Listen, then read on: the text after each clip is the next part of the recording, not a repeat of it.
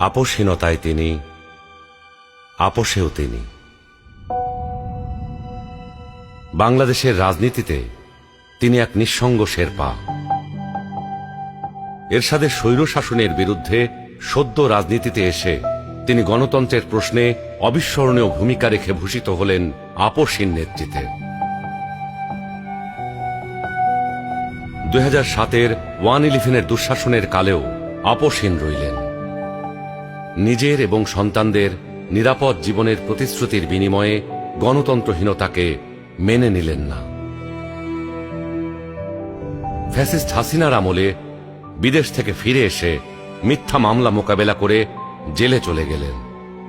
তবুও আধিপত্যবাদী রাজনীতির সাথে আপোষ করলেন না, হয়ে উঠলেন ফ্যাসিস্ট শাসন বিরোধী লড়াইয়ের অনন্ত প্রেরণা।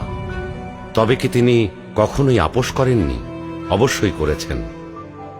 দেশের বৃহত্তর স্বার্থে অনেক গুরুত্বপূর্ণ মুহূর্তে উনি এমন সব বিষয়ে আপোষ করেছেন যেটা না করলে কেবল গণতন্ত্র নয়, বাংলাদেশের স্বাধীনতা সার্বভৌমত্বই বিপন্ন হয়ে পড়ত।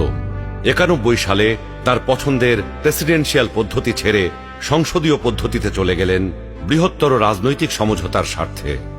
বিরোধী দলের দাবির প্রতি শ্রদ্ধা জানাতে 96 সালে নির্বাচন করে অল্প কয়েকদিনের জন্য সংসদ অধিবেশনে বসেন। বসে তত্ত্বাবধায়ক সরকার সংবিধানে যুক্ত করে ক্ষমতা ছেড়ে নির্বাচন দিয়ে বিরোধী দলে গিয়ে বসেন।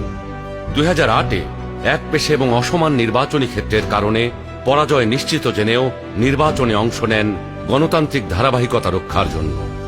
সকল মানুষের মতোই তিনিও নিশ্চয়ই সীমাবদ্ধতার ঊর্ধ্বে ছিলেন না, কিন্তু শিষ্টাচার, সৌজন্যবোধ, দৃঢ়তা, দূরদর্শিতা এবং প্রজ্ঞার সমন্বয়ে তিনি হয়ে উঠেছেন বাংলাদেশের রাজনৈতিক ইতিহাসের এক অনন্য চরিত্র।